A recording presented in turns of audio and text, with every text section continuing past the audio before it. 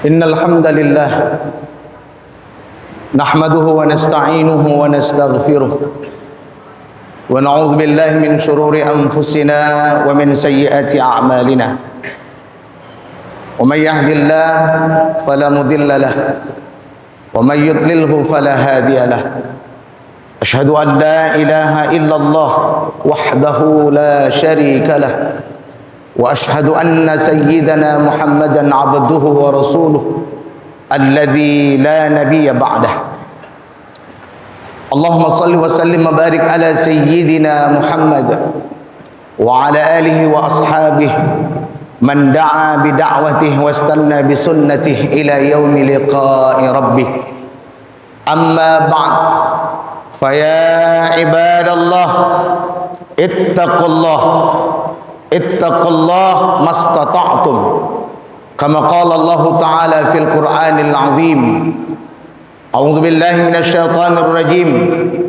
Ya ayyuhalladzina amanu ittaqullaha haqqa tuqatih wa la tamutunna illa wa antum muslimun. Hadirin sidang Jumat rahimakumullah, bersyukur kepada Allah dengan ucapan alhamdulillah atas segala nikmat dan karunia yang dilimpahkan kepada kita. Dari hitungan detik menjadi menit, menit menjadi bilangan jam, 24 jam dalam sehari, hari berganti hari menjadi bilangan minggu, minggu berganti minggu menjadi bilangan bulan, bulan ke bulan menjadi bilangan tahun. Disitulah Allah mengingatkan kepada kita bahwa dalam pergantian siang dan malam, hakikatnya adalah kesempatan bagi kita untuk berfikir, untuk merenung. Karena memang hanya orang-orang yang disebut dengan ulul albab yang mampu merenungi, yang mampu memikirkan untuk apa Allah ciptakan malam dan siang, adanya pergantian hari, tak lain dan tidak bukan Allah ingin melihat siapa di antara kita yang pandai, yang taat kepada nilai-nilai membesarkan asma'nya dalam hidup dan kehidupannya. Maka pantas setiap hamba yang beriman tidak luput untuk selalu mengagungkan Rabbnya dalam setiap helaan nafasnya, dengan selalu memujinya. Dengan pujian itu insyaallah mendatangkan rasa syukur dari apa yang telah Allah nikmatkan kepada dirinya. Tak lupa salawat dan salam kita kepada baginda Rasulullah Muhammad sallallahu alaihi wasallam. Bersalawat kepadanya, mengagungkan, membesarkan nilai-nilai kecintaan kita kepadanya, tidak meski terbatas hanya pada bulan di mana ia dilahirkan, tapi setiap hari, bahkan termasuk pada setiap Jumat, yang merupakan sebuah nilai yang diharapkan datang dari setiap hamba Allah yang beriman kepada Rasulnya, yakni Muhammad sallallahu alaihi wasallam, untuk memperbanyak salawat kepadanya. Insyaallah salawat itu akan menghantarkan nilai-nilai syafaatul uzma kelak nanti di yaumil mahsyar. Jemaah yang dimuliakan Allah, khatib berpesan pada diri khatib dan kita semua yang hadir, bertakwalah kepada Allah. Bertakwalah kepada Allah dengan sebenar-benar takwa. Ketakwaan itu akan menghantarkan kebaikan kita di dunia, dan insya Allah akan menghantarkan kebaikan-kebaikan pula nantinya di akhirat. Hadirin sidang Jumat rahimakumullah, Rasulullah Muhammad sallallahu alaihi wasallam mengingatkan kepada kita bahwa agama yang mulia ini adalah merupakan nasihat. Ad-dinun nasihah. Agama ini mengajarkan kepada kita begitu banyak nilai-nilai nasihat yang bila kita amalkan dalam hidup dan kehidupan kita, tentulah akan membawa kita kepada jalan-jalan keselamatan, selamat dunia, selamat akhirat. Dari mana kita akan mengambil nilai-nilai nasihat itu? Tentulah nasihat utama ada pada Al-Quranul Azim. Sebagaimana Allah Subhanahu wa taala menegaskan dalam Quran di dalam surah Al-Baqarah ayat 2, Allah berfirman, A'udzubillahi minasyaitonir rajim. Dzalikal kitab la raiba fihi hudal lil muttaqin. Dalam kitab itu Al-Quran tidak ada yang perlu diragukan sebagai petunjuk bagi orang-orang bertakwa. Maka tentu setiap pribadi orang-orang yang ingin selamat, tentulah salah satu jalannya adalah berpegang kepada nasihat yang utama, yakni Al-Quranul Azim, kalamullah yang agung. Dengannya akan menghantarkan ia meraih nilai-nilai keselamatan. Kedua, tentulah nasihat bersumber dari hadis baginda Rasulullah Muhammad sallallahu alaihi wasallam. Amma min qawlihi au fi'lihi au takririhi, apakah dari perkataannya, perbuatannya ataupun ketetapannya, tentulah tidak terlepas dari hadis baginda Rasulullah yang begitu banyak yang dapat kita baca dalam kitab-kitab hadis sahih, baik dari Bukhari, Muslim, Ibnu Majah, Tabrani, Ahmad, Abu Daud, bahkan Tirmizi. Semuanya adalah ulama-ulama, perawi-perawi hadis yang dengan keilmuannya banyak menukilkan hadis-hadis baginda Rasulullah, yang dengannya juga kita mendapatkan nasihat-nasihat dari apa yang dikatakan Rasulullah, atau apa yang dilakukannya, atau apa yang menjadi ketetapannya. Bila kita berpegang juga kepada hadis, insya Allah kita akan juga meraih nilai-nilai nasihat dan keselamatan di dunia dan akhirat. Lalu yang ketiga, kita dapat dari qaulus sahabi, kalam-kalam sahabat. Lalu qaulut tabi'in, daripada ucapan-ucapan para tabi'in. Wa qaulut tabi'in at-tabi'in, lalu ucapan daripada orang-orang mengikuti para tabi'in. Mereka lah para alim ulama kita, para ulama-ulama kita, para fuqaha, para mufassirin yang begitu banyak andil dalam mengembangkan nilai-nilai agama yang mulia ini, agar umat tidak tersesat dari tata cara memahami agama yang mulia ini. Dengan nasihat ini kami mengambil satu di antara ulama tasawuf, yakni Syekh Hatim Al-Asam, seorang ulama dari Khurasan, seorang ulama tasawuf, seorang ulama yang luar biasa dalam nilai-nilai keilmuannya. Pernah berpesan kepada kita agar kita dalam menjalankan hidup dan kehidupan ini berpegang dalam 4 keadaan dan menghindari daripada 4 keburukan yang ada dalam keadaan itu. Lalu keburukan itu apa? Syekh Hatim Al-Asam, ulama yang luar biasa, bahkan termasuk menutupi keburukan orang lain, sebagaimana digelar pada ujungnya Al-Asam. Hakikatnya itu bermakna tuli, padahal beliau sama sekali tidak tuli. Beliau adalah ulama yang menulikan dirinya untuk menjaga keadaan seorang hamba yang sedang ingin bertanya kepadanya waktu itu, tapi malah yang ia dengar bukan suaranya, tetapi maaf, malah yang kedengaran adalah suara angin yang keluar dari perutnya, sehingga Syekh Hatim menutup kemaluan orang yang bertanya itu dengan berpura-pura menjadi orang yang tuli, padahal hakikatnya beliau tidaklah tuli keadaan yang sesungguhnya. Beliau berpesan kepada kita, ingatlah 4 keadaan dan jagalah 4 keadaan itu dari 4 keburukan. Yang dimaksud keburukan oleh beliau apa? Adalah nafsu yang bisa mempengaruhi 4 keadaan itu. Apa dia?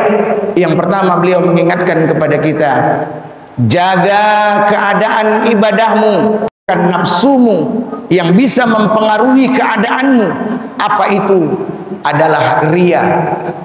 Rasulullah Muhammad sallallahu alaihi wasallam pernah mengingatkan kepada kita bahwa salah satu yang ditakutkan baginda Rasul, kita terjebak kepada nilai-nilai syirik kecil. Lalu sahabat bertanya, apa syirik kecil yang ditakutkan itu ya Rasulullah? Maka Rasul menjawab, dia adalah riya. Kadang-kadang tanpa kita sadari, riya itu datang begitu saja menghampiri ketika kita lagi nikmat dalam nilai-nilai ibadah atau nilai-nilai kebaikan. Seolah-olah ibadah kita lah yang terbaik, seolah-olah kebaikan-kebaikan yang kita lakukan hanya kita sajalah yang memperoleh nilai-nilai kebaikan darinya.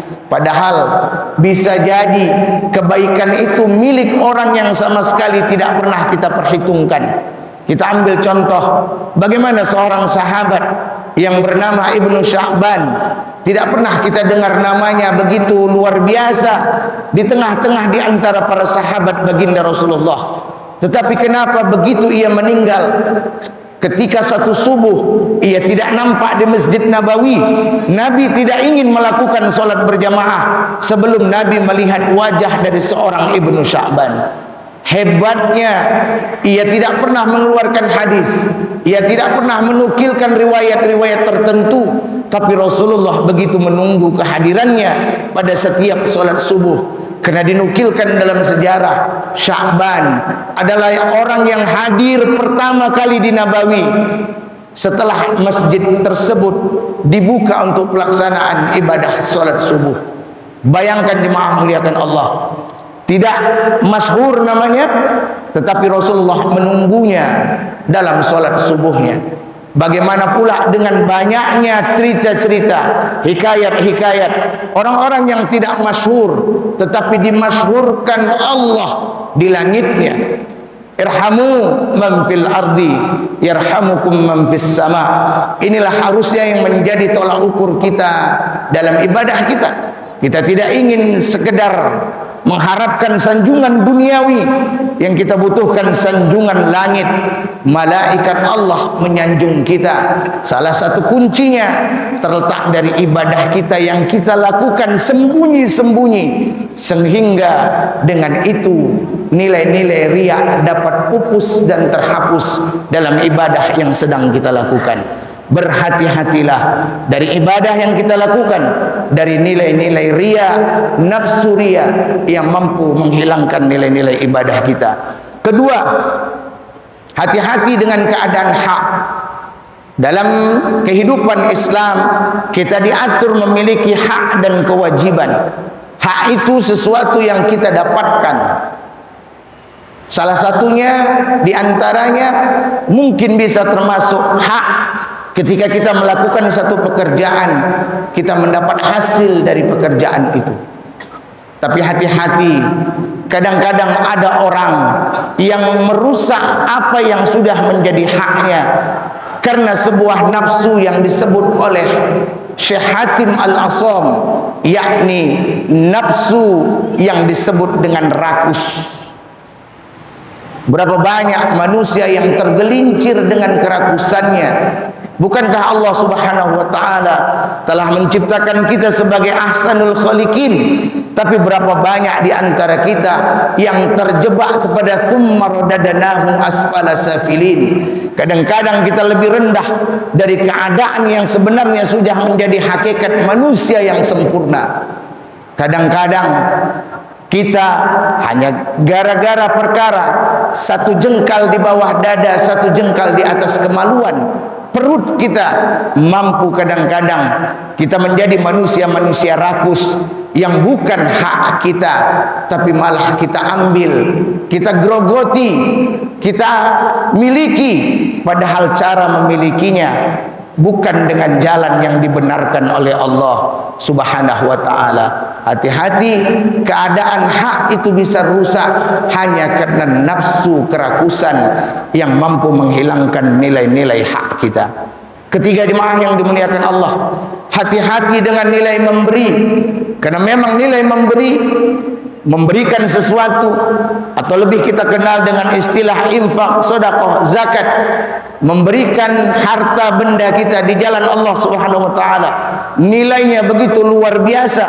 Al-Quran menukilkan Allah Subhanahu wa ta'ala berfirman bahwa setiap orang yang menginfakkan hartanya di jalan Allah, itu sama seperti satu biji.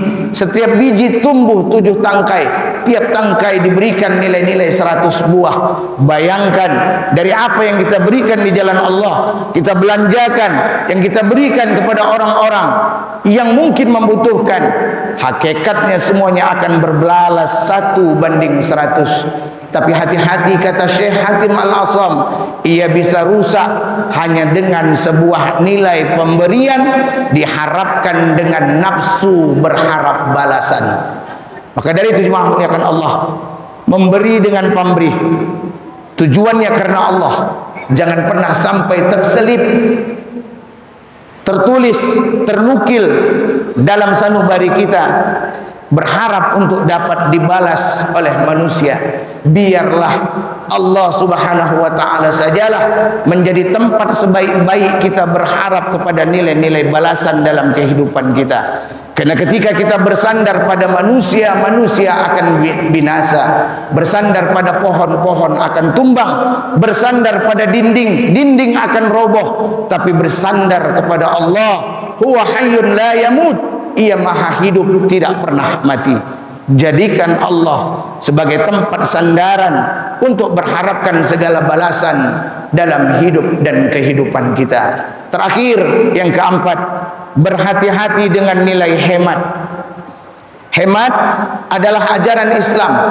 Dianjurkan agar kita tidak terjebak dengan kehidupan hedonisme, meletakkan harta di atas segala-galanya, karena ditakutkan kita bisa menjadi Fir'aun kecil di masa kini.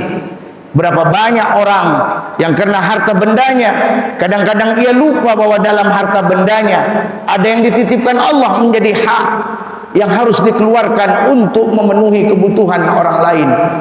Tapi kadang-kadang kita juga bisa terjebak dengan nilai-nilai kehematan dalam hidup kita. Yang terjebak dengan apa? Bukankah hemat itu baik? Ya, hemat itu baik. Tapi kadang-kadang hemat bisa menjebak orang kepada nafsu kikir dalam hidup dan kehidupannya. Jadi maksud hemat di sini adalah membelanjakan harta sesuai dengan perintah Allah Subhanahu wa taala. Apa yang digambarkan oleh baginda Rasulullah Muhammad sallallahu alaihi wasallam.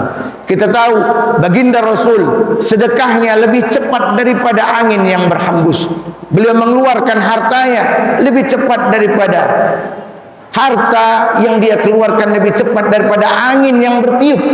Kita mengingat kisah sahabat Abdurrahman bin Auf dengan kekayaannya 64.000 batang emas yang dipecahkan untuk disedekahkan kepada orang banyak, sampai tangan para pemecah emas yang dimiliki Abdurrahman bin Auf dalam sejarah kapalan, tangannya semua berdarah-darah karena saking banyaknya emas yang harus dipecahkan untuk dibagikan di jalan agama Allah. Tapi kadang-kadang banyak manusia berhemat.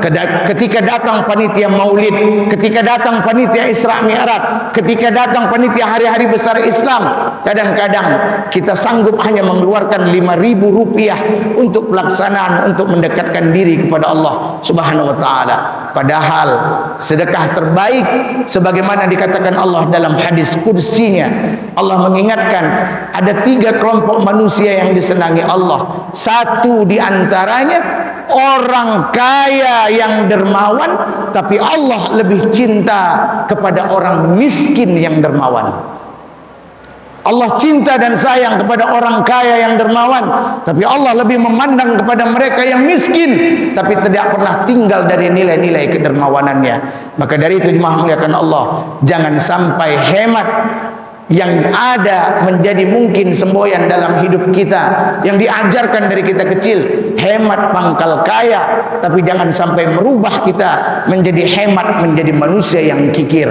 Karena hakikatnya harta yang dibelanjakan di jalan Allah tentu akan Allah ganti dengan jalan-jalan yang lebih baik dari harta yang kita belanjakan. Empat pesan ini mudah-mudahan menjadikan kita hamba-hamba Allah yang sadar bahwa kadang-kadang keadaan dalam hidup dan kehidupan kita tidak terlepas daripada godaan syaitan ataupun nafsu yang mungkin ada mengiringinya. Kita berlindung kepada Allah dengan selalu memulai amal kita membesarkan Allah Subhanahu wa taala dengan memujinya dan memohon perlindungan hanya kepadanya. Barakallah li wa lakum fil Qur'anil azim wa nafani wa iyyakum bima fihi minal ayati wa zikril hakim wa taqabbala minni wa minkum tilawatah innahu huwas samiul alim.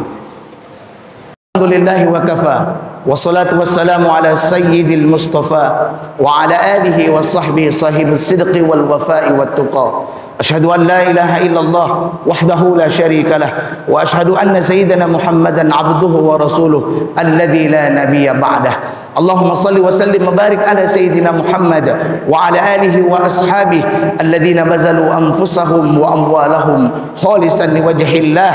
أما بعد فيا عباد الله اتقوا الله حق تقاته ولا تموتن إلا وأنتم مسلمون. واعلموا أن الله أمركم بأمر بدأ فيه بنفسه وثنى بملائكته بكرسه ولم يزل قائلا عليما إن الله وملائكته يصلون على النبي يا أيها الذين آمنوا صلوا عليه وسلموا تسليما. اللهم صل وسلم وبارك على سيدنا محمد وعلى آل سيدنا محمد كما صليت وسلمت وباركت على سيدنا إبراهيم وعلى آل سيدنا إبراهيم في العالمين إنك حميد مجيد. وارض عن الخلفاء الراشدين أبو بكر وعمر وعثمان وعلي وعن بقية الصحابة رسول الله أجمعين والتابعين وتابع التابعين ومن تبعهم بإحسان إلى يوم الدين. اللهم اغفر للمؤمنين والمؤمنات والمسلمين والمسلمات الأحياء منهم والأموات إنك سميع قريب مجيب الدعوات ويا قاضي الحاجات يا الله يا رب العالمين. اللهم إنا نعوذ بك من عذاب جهنم ونعوذ بك من عذاب القبور ونعوذ بك من فتنة المسيح الدجال ونعوذ بك يا الله من كل وسواس الشيطان الرجيم. زينا بالحلم والعلم والتقوى واجعلنا من أهل طاعتك المخبتين. ربنا ظلمنا أنفسنا وإن لم تغفر لنا وترحمنا لنكونن من الخاسرين. ربنا آتنا في الدنيا حسنة وفي الآخرة حسنة وقنا عذاب النار والحمد لله رب العالمين. عباد الله إن الله يأمركم بالعدل والإحسان وإيتاء ذي القربى وينهى عن الفحشاء والمنكر والبغي يعظكم لعلكم تذكرون. فاذكروا الله العظيم يذكركم ودعوه يستجب لكم ولا ذكر الله أكبر. أقم الصلاة.